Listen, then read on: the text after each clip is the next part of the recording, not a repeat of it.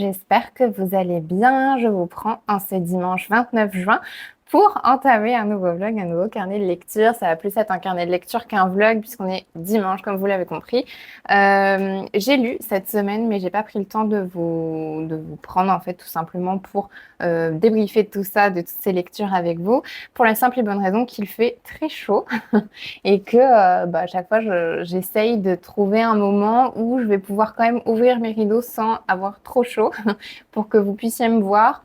Mais en même temps, je sais que comme on est exposé sans vis-à-vis et qu'on a deux fenêtres, on est directement tout le temps la tête dans le soleil, donc c'est plutôt cool hein, parce que voilà, pour le moral, c'est bien d'avoir un appartement lumineux et on en est très très heureux. Mais c'est vrai que pour la chaleur, c'est aussi compliqué. Donc voilà, il faut faire un peu du Tetris en termes d'organisation pour savoir quand est-ce que je peux filmer ou pas. D'ailleurs, il y a Petit Bota qui est là, mais on ne voit pas trop. Bref. Donc là, je vous tourne dimanche parce que de toute façon, déjà, de un, on n'a plus le choix si on veut sortir la vidéo pardon, lundi. Et de deux, parce que ça va à peu près les températures. J'ai fait ce qu'il faut ce matin pour que ça se soit rafraîchi, même si là je sens que ça tape. Et en plus, j'ai allumé mon four pour faire une tarte à la tomate et à la mozza. C'était pas l'idée du siècle, mais en même temps, il faut bien manger. Donc voilà, écoutez, ça va se réchauffer, mais pendant ce temps-là, que c'est encore à peu près acceptable, je vais vous tourner et vous donner plutôt mes avis lecture. Donc j'ai lu cette semaine 2 livres et je suis en train d'en lire un troisième. J'ai bon espoir de le terminer. Pourquoi pas aujourd'hui, soyons fous. De toute façon, j'ai rien de prévu. C'était un week-end un peu creux, un peu vide ce week-end. Donc, ça a permis, voilà, de prendre du temps pour lire et puis pour faire d'autres choses aussi.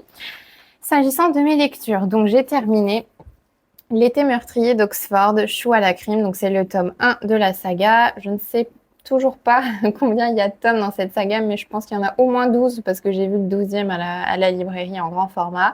Je ne sais pas si c'est une très très grosse saga, mais je pense que c'est pas autant de tomes que les Agatha Raisin. Donc voilà pour l'information, on va dire globale. Au niveau de l'histoire, je vous l'ai déjà plus ou moins pitché dans le précédent vlog puisque j'étais en train de le lire, mais je vais revenir rapidement dessus, très rapidement. Donc on suit en fait Gemma. Alors, je ne sais pas si on dit toujours Gemma ou Gemma, j'avais le même problème dans le précédent vlog, donc voilà, vous choisissez à votre convenance. Donc, on suit Gemma qui, en fait, a travaillé pendant 8 ans en Australie et qui, là, décide de se reconvertir. Et pour ça, elle retourne près de chez ses parents dans un petit village des Cotswolds pour acheter et gérer finalement un salon de thé là-bas. Et voilà, en fait, au début du livre, c'est ça qui se passe, hein, tout simplement. Et il se trouve, hein, puisque c'est quand même un quiz mystery, il se trouve qu'à un moment donné, dans son salon de thé, ou plutôt dans la cour de son salon de thé, on va retrouver un mort. Et donc, tout naturellement, elle va tout de suite prendre ce rôle d'enquêtrice très à cœur, puisque il faut qu'elle défende en fait son salon de thé pour qu'il garde une bonne réputation, parce qu'elle vient de l'ouvrir. Donc, forcément, elle décide d'enquêter en parallèle de la police, notamment la police. Enfin, il y a, je sais plus comment il s'appelle, si c'est un sergent ou quelque chose comme ça. Non, inspecteur, voilà. En parallèle de l'inspecteur d'Evelyne qu'elle connaît bien. Et ça, on le découvre aussi dans ce livre. Voilà un petit peu au global l'histoire. Donc, on va suivre en fait une enquête, comme d'habitude dans les Cozy Mystery, mais pas que. On a aussi Cassie qui est sa meilleure amie qui travaille avec elle dans le salon de thé. Il y a ses parents qui sont pas très loin. Elle va leur rendre visite assez souvent. Enfin, c'est même pas qu'elle leur rend visite, je raconte n'importe quoi. Elle vit chez eux. Donc forcément, elle leur rend visite très souvent. Et voilà, elle n'est pas forcément soutenue par sa mère. Il y a l'inspecteur d'Evelyne. Bon, voilà, on sait qu'il s'est passé quelque chose et qu'il pourrait peut-être se repasser quelque chose de nature amoureuse. Donc voilà. Enfin bref, il y a plein de petites choses comme ça. On a aussi un groupe de 4 mamies commères. Et ça, on aime bien dans les Cozy Mystery, les mamies commères, ou les commères en règle générale, pas forcément des mamies. Donc voilà un petit peu pour le pitch global, les éléments clés. Qu'est-ce que j'ai bien aimé dans cette histoire? J'ai bien aimé l'amitié avec Cassie, qu'a donc Gemma. En fait, ce qu'il faut bien comprendre dans mon avis lecture, c'est que c'est un avis, on va dire, mitigé sur cette lecture, plutôt positif quand même, mais mitigé. Et j'ai du mal avec la protagoniste qui est Gemma, du coup, ou Gemma, je sais toujours pas, parce que je trouve que elle est à la fois Madame Tout-le-Monde, donc c'est bien, on peut un petit peu s'identifier à elle, mais en même temps, je trouve qu'elle a pas trop de relief. C'est un personnage un peu lambda auquel on s'attache pas vraiment. Enfin, en tout cas, moi, je m'y suis pas du tout attachée. Mais À contrario, je me suis beaucoup attachée à Cassie, qui est un personnage plutôt secondaire, mais qui a pour moi plus de relief, un caractère un peu plus prononcé, une vraie personnalité en fait. Dans le travail des personnages par l'autrice, je trouve que par exemple le groupe de commères ou Cassie, ce sont des personnages secondaires, c'est-à-dire qu'ils interviennent vraiment très rarement en fin de compte dans l'histoire. Ils ont très peu d'interactions avec les protagonistes. Donc la protagoniste étant Gemma, mais il y a aussi pas mal l'inspecteur. C'est bien ça? Ouais, inspecteur. À chaque fois, j'ai un doute entre enquêteur, inspecteur, tout ça. Bref, ça peut revenir, je pense, à peu près au même. Mais bref, elles ont très peu d'interaction, pardon, avec la protagoniste, ou les protagonistes, si on élargit un peu le cercle. Mais pour autant, je trouve qu'ils ont beaucoup plus de sont beaucoup moins creux, entre guillemets, beaucoup moins lambda, et ils apportent quelque chose vraiment au récit, là où Gemma, je pense que on l'a mise là pour qu'il y ait un récit autour, mais en vrai, il n'y a rien qui s'en découle, il n'y a rien qui s'en échappe vraiment de cette personne, et moi, je me suis pas tellement attachée à elle, mais plus à ces personnages un peu plus secondaires. Donc ça, c'est un bon point slash mauvais point. Bon point parce que j'aime bien les personnages secondaires, et je trouve ils ont un intérêt, ils sont importants, ils sont même clés dans cette histoire. Et je pense dans tous les autres, en tout cas au travers des autres tomes, j'aurai l'occasion de les découvrir. Mais un point un peu négatif, parce qu'en fin de compte, il y a des personnages que je suis censée aimer, que je n'aime pas, et que je trouve un peu, voilà, un peu trop classique, un peu trop, ouais, sans relief. Voilà. Donc ça, c'est un point un peu mitigé, on va dire. Mais en tout cas, l'amitié avec Cassie et Cassie et le groupe de commère, je trouve que ça apporte beaucoup de choses. Le groupe de commère, il apporte aussi le côté cosy qui manque un petit peu à ce livre parce que c'est ce que je disais aussi dans mon précédent vlog. Je trouve que pendant longtemps dans le récit, on n'est pas du tout dans du cozy mystery. On prend beaucoup le temps de poser du contexte, de rappeler que Gemma ou Gemma a fait Oxford.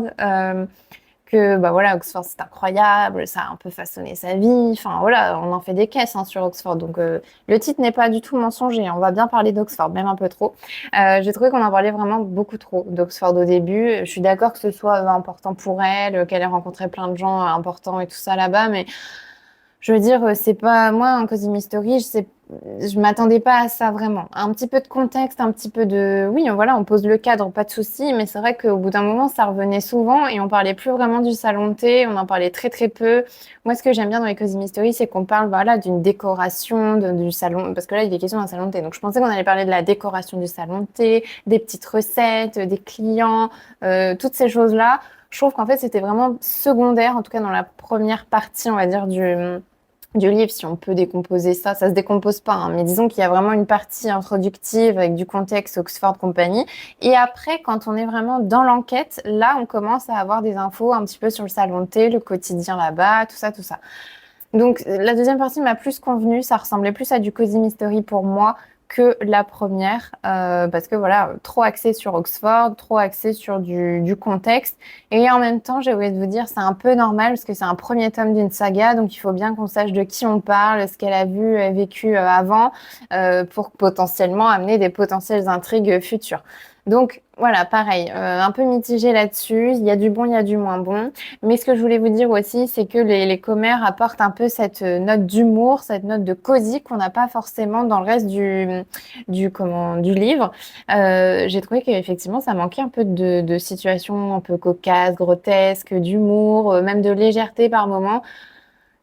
Tout ce qui fait pour moi un bon Cozy Mystery. Alors encore une fois, j'en ai pas lu énormément. Je me base vraiment sur les Agatha Raisin et forcément, je vais comparer dans un premier temps par rapport à Agatha Raisin parce que c'est ma seule base. Mais je trouve vraiment que c'était pas un tome rigolo du tout. Il n'y a pas eu beaucoup ouais, de situations un peu rigolotes. Et quand il y avait des situations rigolotes, c'était le groupe de commères, les trois quarts du temps, qui était à l'origine de ça. Donc, heureusement qu'elles sont là. Ce sont des personnages secondaires, comme je disais tout à l'heure, clés. Pour autant, je suis un peu restée sur ma faim. C'est vraiment un tome qui est introductif et qui pose du contexte pour moi. Donc, forcément, j'y ai pas retrouvé tous les ingrédients du Cozy Mystery que j'y attendais, que je m'attendais à retrouver, pardon. Voilà, s'agissant de l'histoire d'amour, ou en tout cas, bon, voilà, la relation qui semble un petit peu se dessiner, mais on sait pas trop, mais on sait quand même. J'ai trouvé ça un peu rapide, dans le sens où la protagoniste, elle s'en fiche vraiment de Devlin, de l'inspecteur Devlin, très rapidement. alors que ça fait 8 ans enfin voilà, elle a passé 8 ans en Australie, elle a vu d'autres choses, elle a rencontré d'autres personnes, enfin voilà. Et là, elle revient et direct, pouf, coup de foudre, ça y est, c'est reparti pour un tour. Bon, quelque part, c'est peut-être cohérent, mais dans un autre sens, je trouve pas forcément. Euh, voilà, c'est chacun juge, hein. Il y en a qui vont trouver ça tout à fait naturel. Moi, j'ai pas trouvé ça tout à fait naturel. Ça n'a pas été amené de façon naturelle, je trouve. Autre chose qui m'a un peu fait tiquer, c'est la relation avec la mère. Bon, la mère, comme je vous ai dit dans mon précédent vlog, elle a un peu vieux jeu, elle a pas mal de clichés. Voilà, comme je vous disais, le fait que la protagoniste, je dis la protagoniste parce que je sais pas dire Gemma ou Gemma, donc voilà, mais pour traduire, la protagoniste, elle ouvre donc un salon de thé alors qu'avant elle travaillait en Australie, elle vivait la grande vie, elle gagnait plein de sous, elle avait un beau poste, tout ça, et elle a fait Oxford, je le rappelle, mais voilà, c'est important pour sa mère, et là, le fait qu'elle a acheté un salon de thé, pour elle, c'est pas du tout une reconversion, c'est pas un travail ni rien. Donc bon, je suis un peu, je suis pas d'accord déjà avec ce qu'elle dit, mais par contre, je trouve ça bien qu'il y ait un personnage un peu comme ça aussi. Ça ajoute autre chose au récit. C'est bien qu'il y ait une multitude de personnages avec chacun leur caractère, leurs idées, tout ça. Donc ça, c'est cool. J'aime bien le fait qu'elle soit là, la mère, même si dans la vraie vie, je la détesterais. Mais là, je trouve que c'est bien, ça sert un peu l'histoire. Par contre, c'est vers la fin, je vais pas vous en dire plus pour évidemment pas spoiler, mais je trouve qu'il y a eu un peu un changement de position de la mère qui est un peu... on est passé du tout au tout, quoi. Et ça, j'ai pas trouvé ça hyper convaincant. Alors, dans un sens, ça pourrait vouloir dire que la mère a évolué et que voilà, ça y est, elle croit ce que fait sa fille et elle la soutient et ouais, elle a switché. Donc, c'est possible, hein. Il y a des gens qui switchent aussi dans la vraie vie. Mais dans un autre sens, j'ai trouvé que c'était un peu rapide et pour moi, la perception que j'en ai, qui est une perception sans doute négative, et voilà, peut-être que je vois le mal partout, mais j'ai l'impression que l'autrice, elle s'est dit, je vais pas m'embêter, il faut que je place un personnage là, je vais placer la mère, et voilà. Comme ça, au moins, on a une belle fin et on peut passer à autre chose. Bon, moi, c'est comme ça vraiment que je l'ai ressenti. Donc, c'est pour ça aussi que je me dis, pareil, c'est mitigé. Chacun y verra ce qu'il voudra, mais moi, je trouve que voilà, ça se discute un peu et je trouvais ça un peu rapide. Au niveau de l'intrigue, j'en ai pas trop parlé, mais j'avais trouvé qui est le coupable en fait. Pourquoi je parle au passé? Qui est le coupable? Et ça, c'est quand même incroyable parce que c'est rare que je trouve du premier coup, surtout que je suis restée dessus. Je vous avais dit dans mon précédent vlog que oui, mais ils avaient dit qu'il était un peu mis hors de cause, tout ça, mais moi j'avais quand même un peu des doutes. Je me disais, je sens que c'est quand même lui, mais j'ai pas pu expliquer pourquoi, hein. Et d'ailleurs, le raisonnement était bien démontré et très clairement expliqué dans le livre, et je ne l'avais pas du tout, le raisonnement. Par contre, j'avais bien le bon coupable. Donc ça, j'étais contente, pas de surprise vraiment de ce côté-là. Par contre, j'ai trouvé que le dénouement tenait la route, que c'était bien amené, bien ficelé. J'ai pas vraiment eu de la surprise par rapport à ça, mais j'ai trouvé que c'était quand même judicieux. Et au-delà de ça, j'ai trouvé que la protagoniste avait quand même des réflexions adaptées, que c'était cohérent. Et qu'elle était parfois, elle faisait preuve de perspicacité à certains moments. Donc ça, j'ai bien aimé quand même ça chez la protagoniste. Voilà. Au niveau de la plume, on est sur une plume ordinaire. La plume n'est pas lourde, voilà, on s'ennuie pas, ça traîne pas, le rythme est bon. Mais bon, c'était pas une plume non plus incroyable, quoi. Il manque en fait quelque chose. Enfin, si encore une fois je compare à Agatha Raisin, c'est pareil, c'est pas les histoires du siècle, c'est pas les intrigues les plus complexes, etc. Mais il y a quelque chose un peu de redondant dans la plume. Il y a des petites notes d'humour, il y a des petits trucs comme ça qui font que on s'y attache et on aime bien la plume. C'est une plume ordinaire, mais on aime bien la retrouver. Là, pour l'instant, alors c'est le premier tome, donc je peux pas vous dire si je vais apprécier la retrouver. Il faudrait que je lise plusieurs tomes pour savoir si j'apprécie et que ça devient un peu confortable pour moi. Mais pour l'instant, voilà, c'est vrai que c'est ordinaire sans plus et j'y attache pas grand intérêt particulier sur la plume. C'est juste voilà, une plume ordinaire, comme je vous dis. Voilà. Est-ce que c'est un livre que je recommanderais? Oui, je pense que c'est un livre que je recommande à toutes les personnes qui aiment bien le cozy mystery. Je pense que, voilà, encore une fois, j'insiste, hein, parce qu'il y a quand même, on dirait que j'ai beaucoup de négatifs, enfin, je dis beaucoup de choses négatives par rapport à ce livre. Je dis pas que des choses négatives, je pense juste que, comme je vous ai dit, hein, c'est un tome introductif. Donc, comme c'est un tome introductif, il n'y a pas tous les éléments, il n'y a pas encore tout ce que j'aime bien. Il faudrait que je me souviens pas si le premier tome des Agatha Raisin c'était un peu pareil ou pas, mais j'imagine que oui, il y a bien eu des choses un peu moins intéressantes, on va dire, puisqu'il faut bien poser le cadre, le contexte qui va permettre, voilà, de faire évoluer les personnages et de mettre en place de nouvelles intrigues, de nouvelles enquêtes. Donc, voilà, pour rappel, je vous ai pas dit le nombre de pages. Ça se lit quand même assez vite. Hop, hop, hop, hop. 306 pages, voilà. 306 pages. Ça se lit assez vite, hein. Et comme je vous ai dit, c'est un bon rythme. Donc, c'est-à-dire que les chapitres sont pas trop longs, pas trop courts. On n'attend pas non plus 400 ans avant qu'il se passe quelque chose. Enfin, ça va.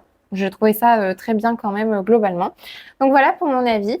Je vais vous donner aussi une note parce que j'ai fait un petit fichier Excel pour avoir un peu mes critères et tout ça et permettre une petite note.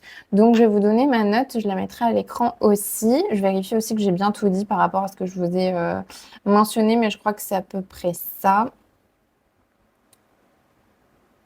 Ah oui, deux petits trucs bonus que j'ai mis dans mes critères de notation. Pas d'émotion particulière ressentie. Voilà, bon, ça va avec la pluie, mais avec le fait que je ne me suis pas attachée non plus à énormément de personnages. Et aussi pas forcément beaucoup de pièges, entre guillemets, tendus dans la résolution de l'intrigue. C'est-à-dire que on nous a mis pas mal de doutes quand même. Enfin, moi, j'ai eu des doutes. Je devrais dire je et pas on. Mais j'ai eu quelques doutes à des moments, surtout quand dès le début, j'avais senti que c'était la personne X, on va dire. Et après, effectivement, bah, j'ai eu quand même des doutes. Je me suis dit, mince, c'est peut-être pas lui, c'est peut-être trop facile, c'est peut-être... nanana. Mais j'ai pas non plus eu de piège. Enfin voilà, il n'y a pas eu de personnes dont j'étais sûre que c'était eux et après retournement de situation, c'était pas du tout eux. Enfin ou cette personne-là. Donc voilà, là-dessus pas de piège. Donc c'était quand même une intrigue somme toute simple, mais encore une fois comme les Agatha Raisin, voilà, rien de nouveau sous le soleil. Et donc pour ma note, donc sur 20 ça fait 12,7 et sur 5 ça fait 3,2. Je suis plutôt du coup raccord avec cette note.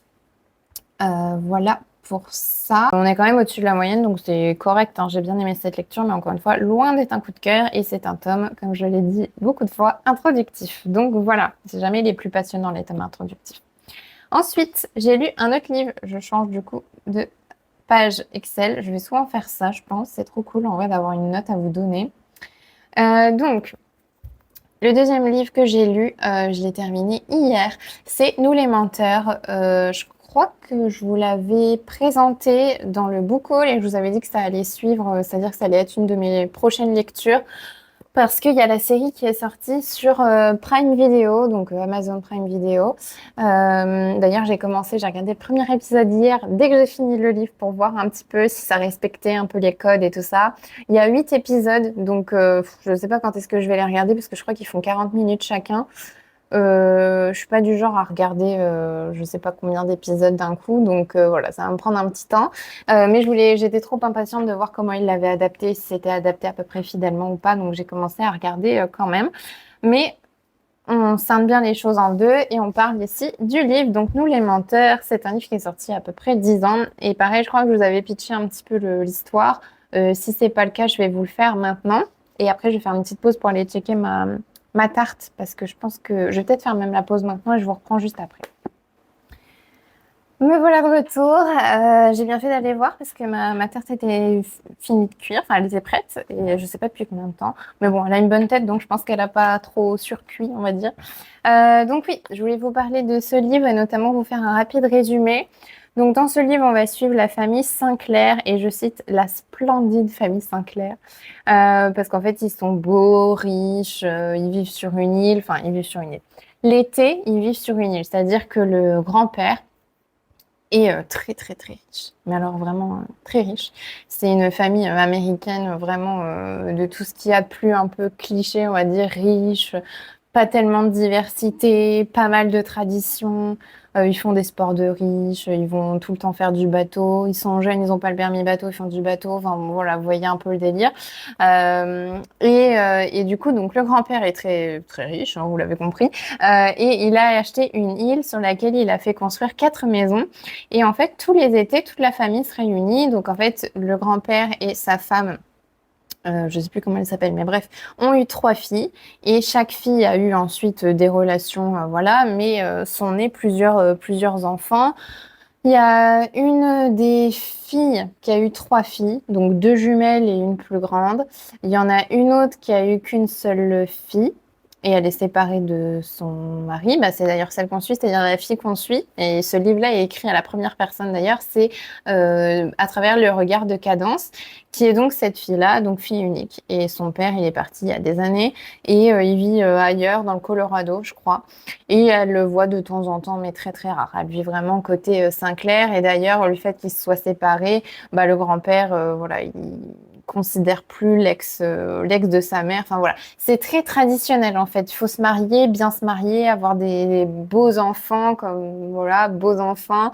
Et après, par contre, si tu te divorces et tout ça, t'es éjecté de la famille, t'existes plus. Enfin voilà, c'est vraiment particulier. Et l'autre couple, du coup, donc c'est une autre des filles de Harris, du coup le grand-père, et elle a un enfant qu'elle a eu avec quelqu'un d'autre avant, je crois, et elle est remariée, enfin elle n'est pas mariée, parce que du coup le grand-père veut pas qu'ils se marient ensemble, mais en gros elle est avec quelqu'un qui lui-même a un fils, et ce quelqu'un en question a perdu sa femme, et c'est pour ça qu'il s'est retrouvé avec l'autre, enfin voilà, bref.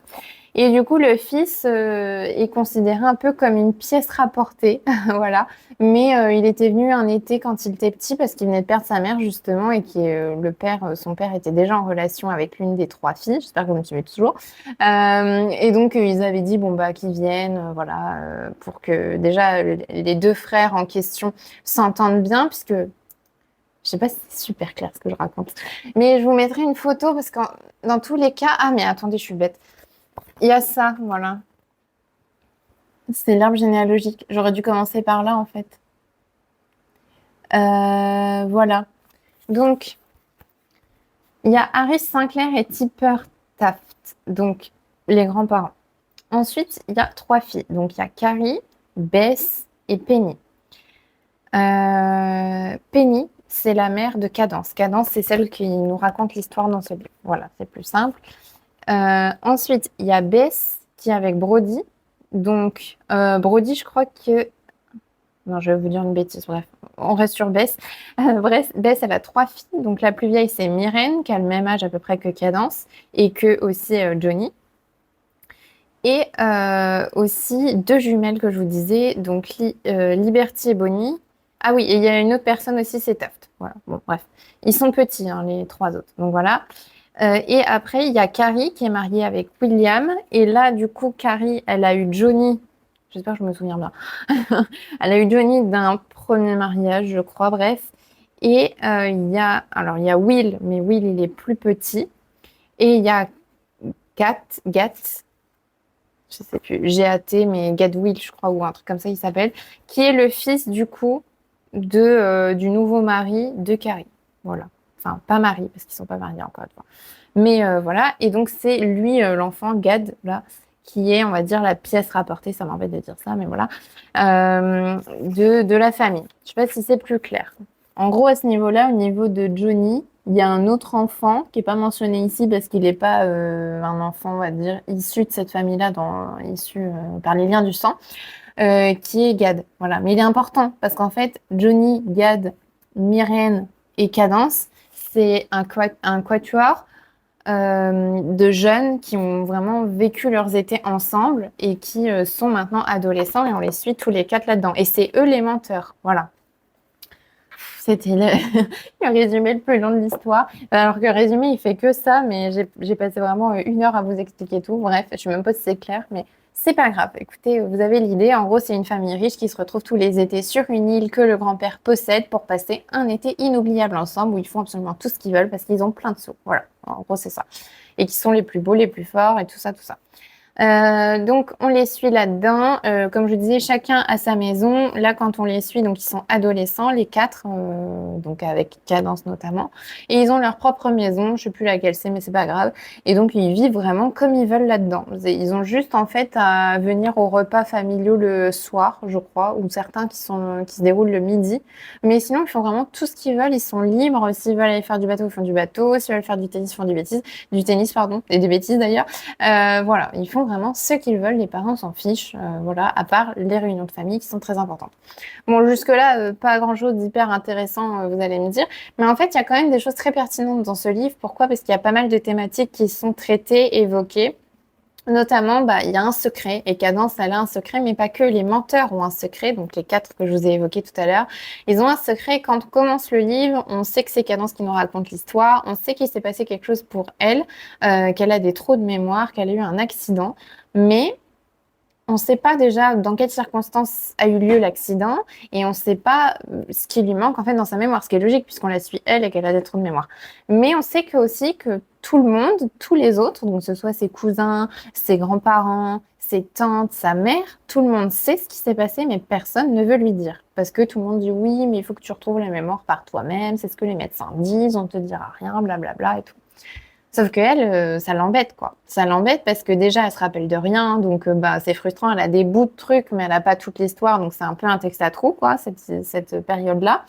Et au-delà de ça, suite à son accident, il y a un été où elle n'a pas été justement sur l'île avec tout le monde, mais qu'elle a dû aller chez son père et tout ça, visiter l'Europe. Et elle leur a écrit beaucoup de lettres à ses cousins, donc ils sont 4, donc aux 3 autres, vous vous souvenez bien. Elle leur a écrit des mails, des lettres, elle leur a envoyé des trucs, ils n'ont jamais répondu. Elle s'est dit, mais c'est trop bizarre, je suis isolée dans mon coin, ils me répondent pas, enfin, elle comprenait pas. Bref. Et elle se dit peut-être que c'est un peu lié justement à ce qui manque de mémoire, au secret, entre guillemets, et voilà. Bref. Et donc ce livre, l'objet du livre, c'est quoi? C'est finalement de découvrir ce qui s'est passé, son accident, dans quelles circonstances, pourquoi, et c'est lié à quoi? C'est lié vraiment à des choses, je ne vais pas vous l'évoquer parce que ça spoil le truc, mais c'est lié vraiment à des thématiques de fond qui sont intéressantes, et même si ça s'apparente, surtout de la façon dont je vous l'ai dépeint, à un livre très adolescent, très teenage, été, tout ça. En vrai, la thématique se prête quand même aux adultes aussi et concerne beaucoup de gens. Et j'ai trouvé ça pas mal comme histoire finalement. J'ai trouvé que le rythme était bon, on s'ennuie pas, on a les éléments qu'il nous faut. En fait, moi en tant que lectrice, mon but aussi c'est de découvrir ce qui s'est passé. Et donc j'avais des hypothèses, mais très sincèrement, j'étais loin de me douter de ce qui s'était passé réellement et j'ai été totalement surprise par le dénouement de tout ça. Et j'ai trouvé que c'était bien, surtout que c'est un roman, comme je vous ai dit, plutôt pour les jeunes adultes slash même adolescents. Je trouve que c'est vraiment bien, c'était vraiment cool comme lecture, comme histoire, ça tenait la route, c'était cohérent, il y a eu un peu de rebondissement quand même. Je m'étais attachée, alors pas vraiment aux personnages, à des personnages en particulier, Myrène un petit peu, parce que je l'ai trouvée un peu quand même touchante. Mais c'est vrai que dans la globalité, ils m'inspiraient pas forcément trop, enfin je m'attachais pas à eux, parce qu'ils nous rappellent 150 fois qu'ils sont les Sinclair, qu'ils sont super riches, qu'ils sont vraiment là, quoi. Bon, moi, c'est pas le genre de truc qui fait que je m'attache au personnage. Par contre, je me suis attachée un peu, je m'y suis retrouvée dans l'ambiance du livre. Il y a une forme un peu de tension, je dirais, du fait que on sait que les autres, ils ont toutes les cartes du jeu et Cadence, celle qu'on suit, elle les a pas. Et on a envie de les avoir, mais voilà, c'est un peu... Les interactions sont compliquées. Ils lui donnent un petit peu d'infos, mais pas trop. Ils disent des trucs, mais ils savent qu'ils peuvent pas dire. Donc voilà, enfin, il y a un peu de tension et on sait aussi qu'il s'est passé quelque chose quand même de grave parce que plus on attend, plus on cherche, plus on se dit ça doit être quand même un peu conséquent quoi pour que personne veuille le dire, même sa mère veut pas lui dire, enfin personne ne veut rien lui dire et en fait c'était quand même un événement, un drame quoi, on va pas se mentir ce qui s'est passé et j'ai trouvé que voilà, vraiment il y a eu un effet de surprise, moi j'ai été complètement surprise de ce qui s'est passé, j'ai trouvé que c'était encore une fois comme je le disais bien amené, c'était très cohérent, donc j'ai vraiment bien aimé ça, j'ai bien aimé comme je vous disais, l'ambiance, mais aussi les descriptions des lieux, des différentes maisons, des activités qu'ils font. Voilà, bon après, comme je vous disais, c'est très riche, c'est très pompeux, c'est très, voilà, ils connaissent pas le nom des domestiques. Enfin, il y a quand même des trucs qui sont un peu euh, pas acceptables, on va dire. Enfin, moi, j'ai trouvé ça limite, mais bon, en même temps, dans ce monde-là, je pense que c'est un peu... C'est basique, quoi. Enfin, ça, je serais pas étonnée qu'on me dise que c'est toujours comme ça. Mais j'ai bien aimé les descriptions des maisons avec les objets, les décorations, tout ça. Et puis, sans vous le dire, mais la thématique principale, quand même, je l'ai trouvée vraiment très pertinente et c'est ce qui me pousse à dire que si vous voulez le lire, même en étant adulte, clairement, ça passe, même pas forcément jeune adulte, mais même juste adulte, ça passe vraiment, ça se lit tout seul. Le rythme est bon, hein, comme je vous le disais. La plume, elle est ordinaire, mais Elle fait quand même passer un petit peu d'émotion puisque effectivement je me suis attendrie pour Myrène, j'ai senti beaucoup de surprises, j'étais un peu, je vais pas dire choquée, mais ouais, surprise quoi, et un peu bluffée, on va dire, par comment est amené finalement le dénouement et le secret. Et puis comment aussi bah, les gens derrière réagissent parce qu'on apprend le secret, mais il y a une vie après, quoi. Et donc, non, franchement, j'ai bien aimé cette histoire. Je vais pas traîner en longueur sur mon avis là-dessus, mais vraiment, j'ai trouvé vraiment ça très, très bien. Je m'attendais vraiment à ce que ce soit un truc, comme je disais, léger, d'été, d'adolescent, un peu pas forcément très pertinent. Et en fait, j'ai trouvé ça très pertinent. Autre point que je vous ai pas évoqué, mais je trouve que les personnages quand même sont bien écrits, dans le sens où ils ont chacun leur caractère, chacun leurs envies, leurs passions, leurs valeurs. Et j'ai trouvé ça vraiment fort et intéressant. Voilà. Et c'est à peu près tout. Ce que je voulais vous dire, c'est que c'est un livre quand même assez court. Je recherche le nombre de pages. 326, pardon, et c'est écrit quand même, c'est correct, hein, voilà. C'est quand même écrit un peu gros, il y a un peu de lettres et tout ça dedans. Non, franchement, j'ai adoré cette histoire. Alors, c'est pas du tout un coup de cœur, mais c'est vraiment une histoire. J'ai été bluffée dans le sens où je m'attendais vraiment, comme je vous disais, à un truc adolescent, pas du tout de mon âge, où j'allais pas m'y retrouver. Et en fin de compte, si, complètement. La thématique vaut le détour. Donc voilà. Au niveau de la note. La note. Ah si, il y a un truc que je vous ai pas dit, parce que ça me permet du coup le fichier Excel de centraliser tout. Il y a une histoire un peu d'amour, tout ça. Bon, ça c'est très adolescent. Voilà. Ça, pour le coup, je m'y suis pas trop retrouvée. Je pense que si j'avais lu le livre à 15 ans, oui, clairement, j'aurais été là en mode oh, c'est incroyable. Mais là, non, bon, clairement, je suis passée à côté. Il y a des questionnements aussi qui font très adolescent, très jeune, hein, mais en vrai, c'est pas prédominant. Enfin, on retrouve pas vraiment ça énormément dans le livre. Donc, pour moi, vraiment, c'est secondaire. Et puis, en même temps, c'est un livre qui est censé comment dire, qui est destiné à ce type de public. Donc, voilà, on peut pas non plus s'étonner de ça. Voilà, voilà. Hop. Est-ce que j'ai tout dit? J'ai tout dit. Donc, ma note sur 20, c'est 15,3 et ma note sur 5, c'est 3,8. Voilà. 15,3, c'est quand même une belle note, mais on n'est pas sur un coup de cœur. Mais c'est un bon livre quand même que je recommande et je pense que c'est bien de le lire. Au niveau de la série, je ne vais pas vous en parler maintenant parce que je n'ai plus de batterie, mais je vous reprendrai plus tard dans l'après-midi pour vous parler de ma lecture en cours et aussi vous faire un petit topo sur le premier, enfin topo, juste un premier feedback sur le premier épisode pardon, de la série adaptée de ce livre et je vous mettrai aussi une petite affiche de à quoi ça ressemble. Voilà, j'ai vraiment 5% de batterie, même moins. Donc, je vous quitte là et je vous reprends plus tard dans l'après-midi. Je vous reprends dans ce vlog et on est lundi 30 juin au midi sur la pause de déjeuner parce que hier soir, je voulais vous reprendre pour vous parler de ma lecture en cours et clôturer ce vlog, mais je n'avais plus de batterie dans aucun de mes deux micros en fait. Donc, j'ai dû les recharger un par un. Donc l'un après l'autre. Et donc c'est pour ça que je reviens ce midi rapidement pour voilà, vous parler de ma lecture en cours, vous la présenter et aussi bah, clôturer ce vlog. Donc s'agissant de ma lecture en cours, il s'agit de La Psy de Freda McFadden, publié aux éditions J'ai lu. Je crois pas vous avoir présenté forcément, enfin lu la quatrième de couverture, donc je vais peut-être le faire maintenant. Donc jeunes mariés, Tricia et Ethan recherchent la maison de leurs rêves. Alors qu'ils visitent le manoir isolé de la docteure Adrienne Hale, une psychiatre disparue 3 ans plus tôt, il se retrouve piégé par une violente tempête de neige. Au grand effroi de Tricia, qui est persuadée que quelque chose de terrible s'est produit dans cette demeure. Et puis, il y a ces empreintes de pas récentes sur le parquet, comme si quelqu'un vivait encore là. Ah, c'est mieux comme ça. Par hasard, Tricia découvre une pièce secrète qui renferme les enregistrements audio de chaque patient de la docteure Hale. Le voile de mystère qui recouvre la disparition de la psy se lève lentement, mais déterrer des secrets enfouis est un jeu dangereux. Voilà, je vais juste faire une petite pause pour être sûre que la lumière reste bien quand je parle. Donc voilà pour la quatrième de couverture et donc le résumé de cette histoire. Il fait un petit peu plus de 400 pages, c'est pas non plus le plus gros je pense des Freda McFadden parce qu'ils sont quand même un petit peu longs. Hop hop hop.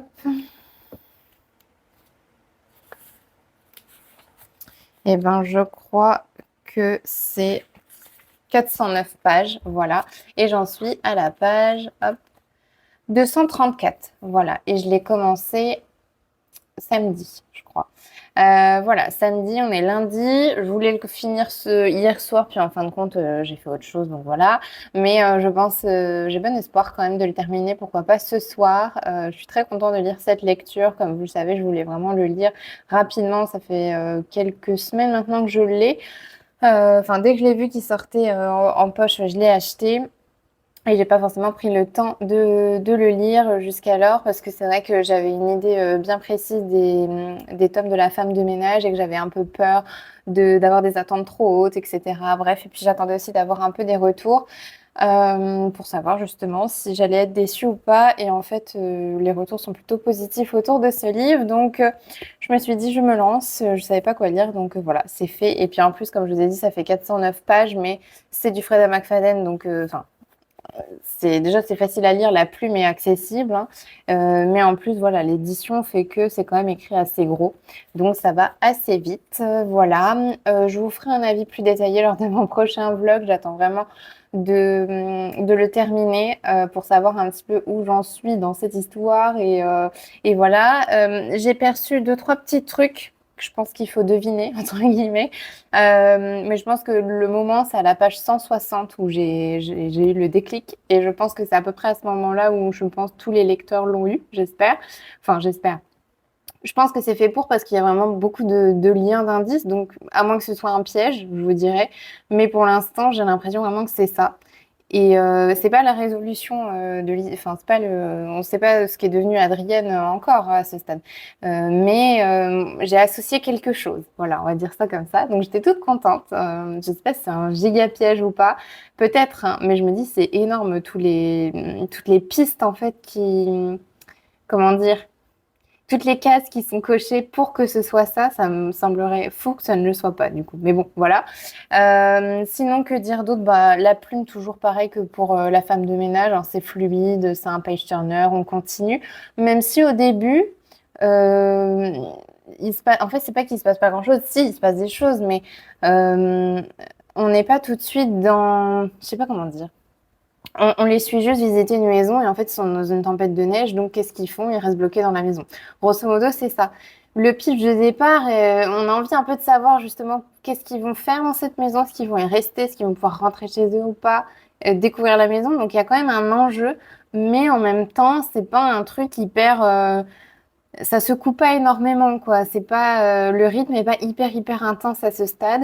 Donc c'est ça que je veux dire vraiment par rapport au rythme. C'est pas intense cette partie-là de l'intrigue, si je puis dire, mais je pense que c'est même pas encore ça l'intrigue. Mais par contre, il y a des choses un petit peu curieuses et j'aime bien qu'il y ait au début, il y aurait pu avoir des raccourcis un peu pour de facilité, en fait, des choix de facilité par l'autrice. Et je trouve qu'en vrai, il y en a pas tant que ça. Il y a des choses où ça aurait pu s'expliquer plus vite et je trouve que là, non, elle nous embobine un petit peu dans des choses. Donc bon, bref, c'est très flou ce que je vous raconte, mais c'est un ressenti vraiment comme ça, décousu, parce que je suis encore en train de lire ce livre, mais je vous ferai un truc plus cadré, plus posé. Lors du prochain vlog. Voilà, mais je suis très contente de lire ce livre et ça s'annonce être une très bonne lecture.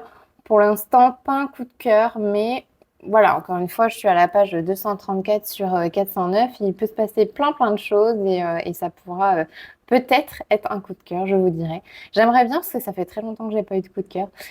Donc ça me ferait plaisir d'en avoir un nouveau. Et puis bah voilà, c'est tout ce que je peux vous dire pour ce livre et c'est tout ce que je peux vous dire aussi pour mes lectures pour cette semaine. J'ai tourné voilà sur très peu de temps, c'est-à-dire dimanche et un petit peu lundi midi. J'espère que ça vous embêtera pas trop. J'ai quand même essayé de vous partager pas mal de contenu. J'ai eu l'occasion quand même de lire deux livres, donc c'est cool pour vous faire voilà des retours. Là, je vais sans doute introduire le vlog de la semaine prochaine pour vous. Et puis même bah, de cette semaine pour moi, pour comme ça être sûr qu'il y a une introduction au moins le lundi. Et puis voilà, j'ai rien d'autre à vous dire, donc je vous laisse là. Je vous remercie d'avoir regardé cette vidéo. N'hésitez pas à vous abonner et à la liker si vous aimez bien et à me dire en commentaire bah, qu'est-ce que vous lisez en ce moment. Est-ce que vous avez lu ce livre? Est-ce que vous avez bien aimé ce livre? Est-ce que vous allez regarder la série Nous les menteurs? Voilà, je vais prendre le temps aussi de répondre à tous les commentaires, là ce soir et bah, en tout cas, je vous remercie et je vous dis à la semaine prochaine pour un prochain vlog.